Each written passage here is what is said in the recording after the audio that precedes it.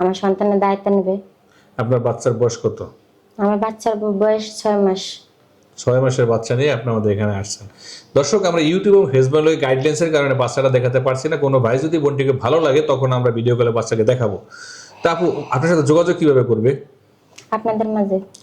দর্শক, যে নাম্বারটি দেখছেন এটা আমাদের অফিসিয়াল নাম্বার। ইমো এবং হোয়াটসঅ্যাপ খোলা থাকে, স্ক্রিনশট দিয়ে ছবি তুলে আমাদেরকে পাঠিয়ে দেবেন, আমরা যোগাযোগ করে দেবো। ধন্যবাদ। পরিবারে কে কে আছে আপু? আমার পরিবারে আমার মা আছে, ছোট দুটো বোন আছে। আপনার বাবা নেই কেন? আমার বাবা মারা যায়। মারা গেছে। তা সংসার কিভাবে চলে এখন?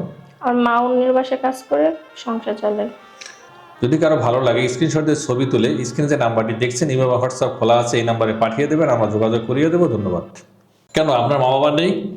আমার আব্বু মারা গেছে 7 বছর থাকতে, আমি অন্য জায়গায় বিয়ে করছি। আপনার ভাই বোন আছে আর? না। আপনি একাই? হ্যাঁ। তো আপনি কোথায় লেখাপড়া করলেন, কিভাবে এই 19টা বছর পার করলেন?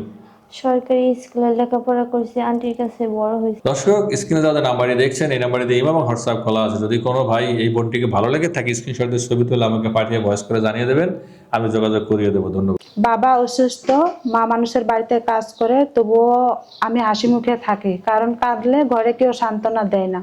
কথাটা একদম বাস্তবের সাথে সত্য আপু, কিন্তু আপনার বাবা কি হয়েছে? বাবা আগে গাড়ি চালাতেন, পরে গাড়ি চালার কারণে অ্যাক্সিডেন্ট হয়েছে, হওয়ার কারণে তখন অসুস্থ, প্যারালাইসিসের মতন বিছানাতে শুয়ে থাকে, কাজ কাম কিছুই করতে পারে না।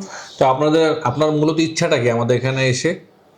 আমার ইচ্ছা, এখানে আসছি বিয়ের কারণে। দর্শক, স্ক্রিনে যে নাম্বারটি দেখছেন এই নাম্বারটিতে ইমেল এবং হোয়াটসঅ্যাপ খোলা আছে। এটা বিবাহ বন্ধন অফিসের অফিসিয়াল নাম্বার। আমাদের সাথে যোগাযোগ করবেন, অবশ্যই স্ক্রিনশট দিয়ে ছবি তুলে পাঠিয়ে দেবেন। ধন্যবাদ। মনে মনে ভাবি কবে আমার মনের মানুষ এসে আমাকে নিয়ে যাবে, প্রতি রাতে এটা ভাবি আমি। স্বপ্নে দেখেন? জি। সেই স্বপ্নের পুরুষটি কেমন হতে হবে?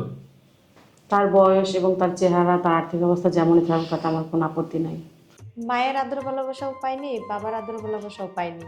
তো আমি দোয়া করি আল্লাহ আমাকে যার সাথে জোড়া মিলাই রাখুক, তার বাবা মার যেন আমাকে মেয়ের মতন বলে মাইনে নেয়, এরকম একটা সংসার যেন আমি পাই। শ্বশুর শাশুড়িকে মা বাবা ডাকবেন না? হ্যাঁ। তারা আপনাকে নিজের সন্তানের মতো আদর করবে, এটাই আশা করেন? জি জি। তাদের সাথে আপনি ভালো ব্যবহার করলে অবশ্যই তারা আপনার সাথে ভালো ব্যবহার করবে। কিন্তু আপু, যদি যে লোকটাকে আপনি পছন্দ করবেন সে যদি বিবাহিত থাকে বা তার ঘরে প্রথম স্ত্রী আছে, দ্বিতীয় স্ত্রী হিসেবে আপনার অসত্যের কথা শুনে গ্রহণ করতে চায়, তো কি বলবেন? আলহামদুলিল্লাহ, আমার কোনো আপত্তি নেই। সতীরে ঝগড়া, না না না, মিলেমিশে থাকবো। কাটাকাটি, মারামারি, ফাটাফাটি না, এরকম কোনো কিছু না। করবেন না?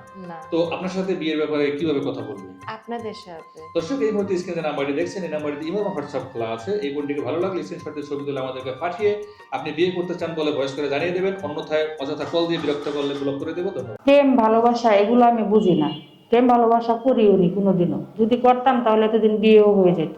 আসলে আমি চাচ্ছি যেন আমাকে পছন্দ করে কেউ একজন আমার দায়িত্ব নেই, এই জন্য আমি অফিসে আসলাম। আমার দায়িত্ব, যে আমাকে পছন্দ করবে, দায়িত্ব নিতে চান তাহলে ভাইয়াদের সাথে যোগাযোগ করেন।